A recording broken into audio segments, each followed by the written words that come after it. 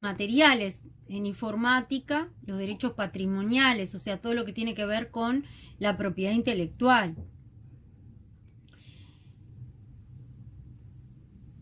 Dijimos que íbamos a hablar de este tema y este tema está muy vinculado a la parte de contratos. Por eso yo cambié un poquito el orden del programa, porque después vamos a ver, de acuerdo a todo lo que veamos hoy, lo vamos a poder bajar a la parte de contratos. Todo lo que tiene que ver con los contratos sobre tecnología y cómo los derechos que yo tengo sobre esos bienes me va a habilitar para hacer un tipo de negocio o para otro. ¿Sí? Bien. ¿Qué saben del derecho de autor? ¿Qué es el derecho de autor? ¿Qué es la propiedad intelectual? ¿Es lo mismo propiedad intelectual que derechos de autor?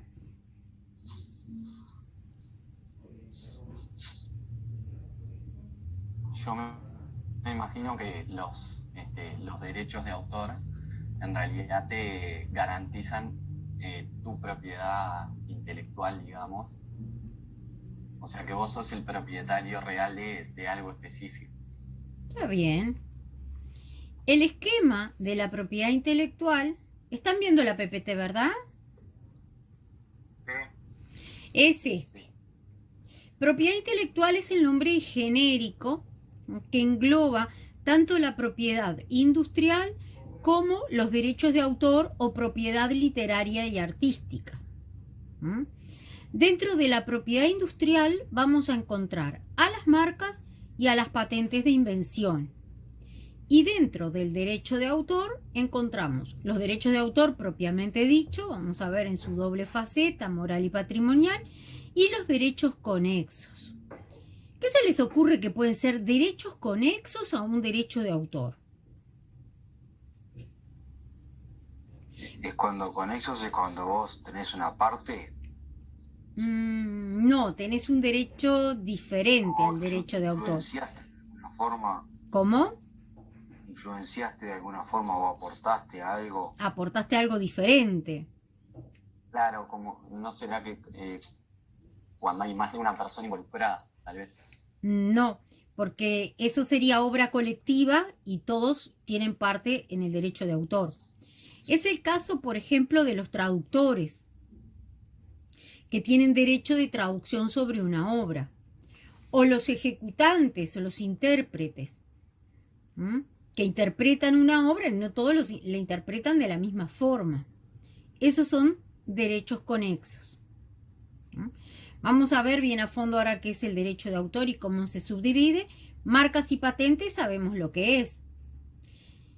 Las marcas son signos distintivos, lo vamos a ver y los vamos a comparar con los nombres de dominio. Y las patentes son patentes de invención. La característica de la patente es que tengo que inventar algo nuevo, algo que no se ha creado. Y este es el panorama general de la propiedad intelectual. Vieron que no es sinónimo derecho de autor de propiedad intelectual. Cuando hablamos de derecho de autor, en realidad hablamos de propiedad literaria y artística para distinguirla de la propiedad industrial. ¿Sí? ¿Y cuándo surgen estos derechos de autor? Bueno, tenemos que partir de la invención de la imprenta en el siglo XV, porque la invención de la imprenta genera la difusión general de la obra. Hasta aquel momento las obras se encontraban en poder de los señores feudales, en poder de la iglesia. ¿Vieron El nombre de la rosa? ¿No? La película, leyeron el libro. Bueno, vieron que él... ¿Cómo? Hace mucho tiempo con un actor conocido. Sí. Que los libros... Sean Connery. Sean Connery. Los libros los escribían a mano, ¿verdad? Con tinta y pluma. Y hacían copias de los libros de esa forma, con lo cual existían muy pocos ejemplares de cada obra. La imprenta lo que genera es la posibilidad de difundir una obra. Y en 1470 estamos en lo que se llama la etapa de los privilegios, porque obviamente si yo tengo el poder de distribuir la obra, me voy a atribuir determinados privilegios. Entonces comienza la etapa que favorece al editor en perjuicio de los derechos del autor. Esta etapa de los privilegios termina con la Revolución Francesa. Y en el siglo XVIII se empieza a reconocer el derecho de autor. El derecho de autor como un derecho humano inherente a la calidad del autor. Decíamos, vamos a ver que tiene un montón de derechos que son inherentes a él. Y hoy por hoy, y ustedes supongo que les es muy común escuchar hablar de piratería. Y parece que la piratería y la piratería de software y la piratería de música es algo que se introdujo con las tecnologías. Sin embargo, eso no es así.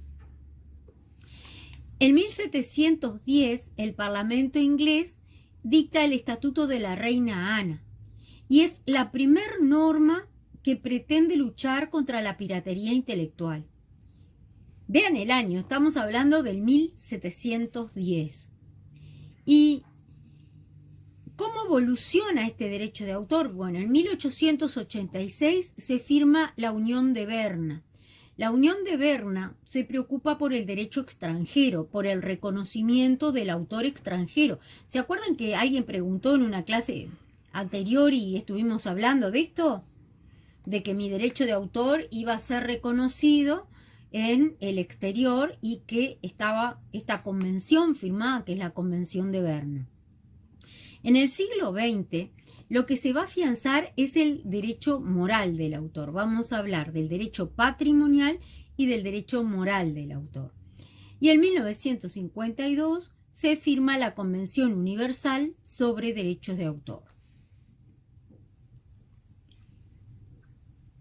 ¿Cómo se define el derecho de autor? Como la rama del derecho que regula los derechos subjetivos del autor sobre las creaciones que presentan individualidad resultante de su actividad intelectual, que habitualmente son enunciadas como obras literarias, musicales, teatrales, artísticas, científicas y audiovisuales. Un detalle en todo esto: las ideas, vieron que habla de creaciones, ¿no? Resultado de la actividad intelectual. Un detalle es que las ideas no son protegidas, pero lo que se protege es la creación. Por más brillante que sea mi idea, si yo no la concreto en una obra, no va a estar protegida, ¿no? Esto es porque, de hecho, puede suceder que tengamos la misma idea y la obra sea totalmente diferente, porque cómo materialicemos esa idea puede tener vetas totalmente diferentes y materializarse en obras totalmente distintas. ¿Vamos bien hasta acá? Sí, igual. A mí me queda un poco la duda, capaz que lo estoy entendiendo un poco mal. ¿Te referís, por ejemplo, no sé, a una obra? Estamos hablando, o capaz de un libro, y que si se hacen muchas obras del mismo libro, por ejemplo, cada creador de esa obra tendría como un derecho de autor. No, tenemos que hablar del derecho de autor cuando el autor es individual, y puede ser que una obra sea colectiva y tengamos un derecho sobre toda la obra entre todos. Que esto vamos a ver que es uno de los grandes temas que nos desafía en materia de software, para aplicarle el derecho de autor al software. Pero un libro, nosotros podemos hacer un libro colectivo donde se escribe en conjunto, o puede haber obras que a veces se habla de obras que son recopiladas, donde hay artículos de muchísimos autores y hay alguien que recopila todos esos artículos y los articula o muchas veces los coordina y fija las pautas de cómo tiene que ser. Y después cada uno va a tener un derecho sobre la parte que escribió, pero también va a tener participación en toda la obra. ¿Sí? Bien. Ahora después vamos a ver cómo esto lo bajamos al tema software concretamente, que capaz que es uno de los más complejos. Puede pasar también con las obras digitales, con las obras multimedia, pero la gran discusión en torno al derecho de autor se dio en torno al software. Por eso siempre estoy haciendo referencia al tema software. Decíamos que el derecho de autor tiene un doble carácter. Un carácter personal, que es el derecho moral, y un carácter patrimonial, que es el derecho patrimonial. Es como si fuera una moneda que tiene dos caras. Ese derecho me está dando posibilidades desde dos puntos de vista, que ahora las vamos a analizar. El derecho moral. El derecho moral está integrado por el derecho a divulgar la obra o mantenerla reservada. ¿Se acuerdan que me preguntaban? ¿Y lo tengo que publicar? ¿Se acuerdan? ¿Tengo obligación de mostrar la obra, de publicarla, de difundirla? No. Eso es un derecho del autor y es un derecho moral. Otro aspecto es el reconocimiento a la paternidad intelectual.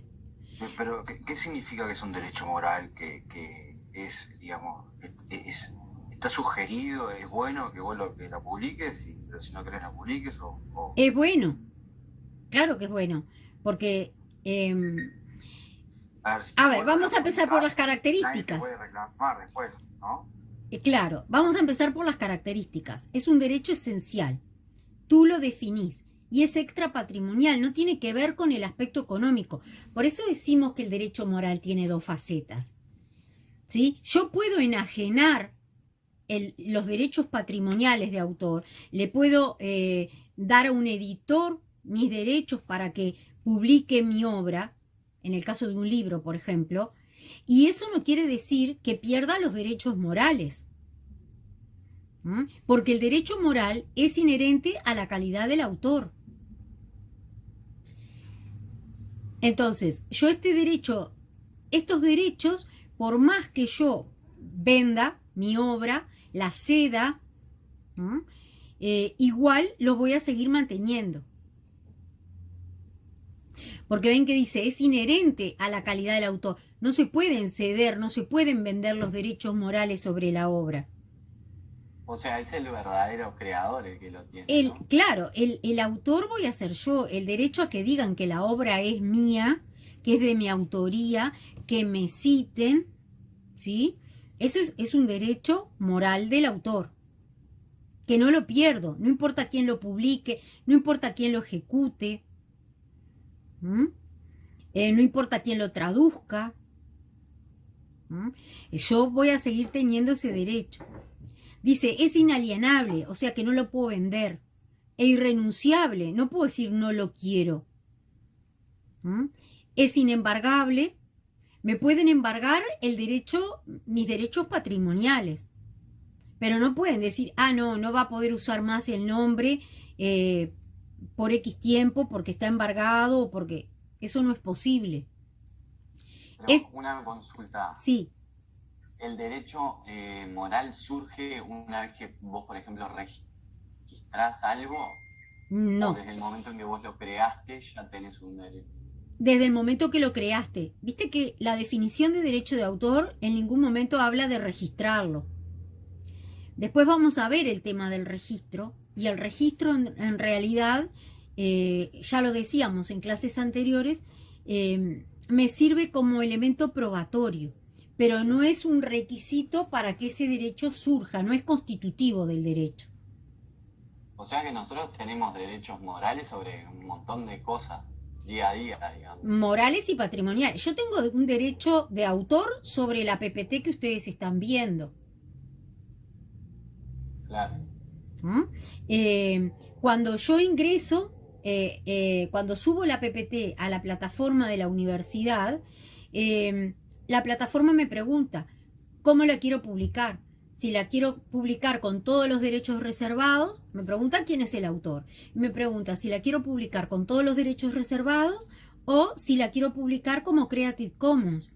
Creative Commons es la posibilidad de que todo el mundo la use, pero en ese que todo el mundo la use, la impriman, la copien, se la manden a otros compañeros, o sea, toda la forma que puede ser de distribuir, pero siempre van a tener que decir que es mía. Y ese decir, esta PPT es de la profesora, la hizo la profesora, ese es el derecho moral. ¿Sí? Bien, perfecto. Les estaba diciendo, había alterado el orden y en vez de decirles cómo se integraba el derecho moral, empecé a decirles cuáles eran las características, que era esencial, extrapatrimonial, inherente a la calidad del autor, inalienable, que no se puede enajenar, irrenunciable, inembargable, imprescriptible. ¿Qué quiere decir? Que aunque yo no lo use, no lo pierdo con el transcurso del tiempo. Yo puedo tener una obra y la puedo tener mucho tiempo y puedo no, por ejemplo, un libro y puedo no publicarlo. Seguramente que de derecho informático no es porque queda obsoleto enseguida. Imagínense, escribo una novela y la tengo ahí. Que yo no la publique, que yo no la haga pública, no quiere decir que yo voy a perder ese derecho. El derecho sobre la obra y prescribir significa eso, que yo pierdo la propiedad de algo por el transcurso del tiempo. En este caso, el derecho moral del autor es imprescriptible. Es insubrogable por ser inherente a la calidad del autor. Yo no puedo decir, bueno, lo subrogo para que lo use otro o para que tenga otro por un tiempo la calidad del autor. Eso no lo puedo hacer. ¿Y cuáles son esos derechos? O sea, ¿cómo se desmembra ese derecho moral? Se desmembra en el derecho a divulgar la obra o no, a que me reconozcan la paternidad, que reconozcan que yo soy el autor. El derecho de respeto e integridad de la obra, a que no me la plagien, a que no la cambien, a que no le cambien el final y lo publiquen como mía o como de otro. Y el derecho de retracto o arrepentimiento, que era la puse en el mercado y en un momento dije, no, la quiero retirar del mercado, bueno, la puedo retirar. ¿Sí? Vamos a seguir con esto y vamos a ver cómo lo vamos aplicando a los bienes informáticos. Entonces, capaz que en esa, esto es la conceptualización teórica y cuando veamos la aplicación a algo que ustedes conocen, de pronto les va a ser más sencillo entenderlo. El derecho patrimonial. ¿De qué hablamos cuando hablamos de derecho patrimonial? Hablamos de la explotación económica de la obra, la reproducción, la comunicación pública. No es lo mismo, por ejemplo, que yo escriba una novela a que escriba una obra de teatro que se va a representar. La transformación de la obra. ¿Qué características tiene este derecho patrimonial?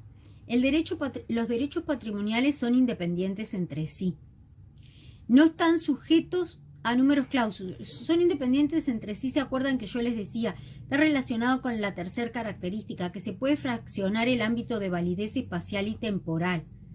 Yo puedo negociar la publicación o la difusión o la puesta en escena de una obra en Uruguay o en el mundo o en cualquier país y puedo decir por cuánto tiempo. Puedo decir, bueno, esta obra puedo estar vinculándola a un derecho conexo. La pueden traducir al francés y publicarla en francés y le estoy dando los derechos de edición a una editorial por los próximos 5 años y después renegociamos. No es lo mismo cuando negocia un escritor, por ejemplo, desconocido, a alguien famoso, donde va a poder establecer otro tipo de condiciones. ¿Mm? Es muy duro negociar con las editoriales. ¿Mm? Que no están sujetos a números clausus quiere decir que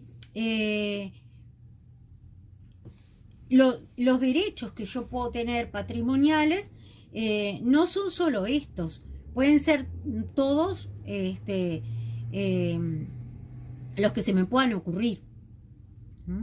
Por ejemplo, el hecho de publicar en Internet, el hecho de difundir a través de Internet, el hecho de... vieron que ahora los libros, además de publicarse, tenemos toda la posibilidad de la lectura automática y encontramos audiolibros de muchísimas obras que, bueno, que no sabemos si son legítimas o no, pero ahí están publicadas en Internet.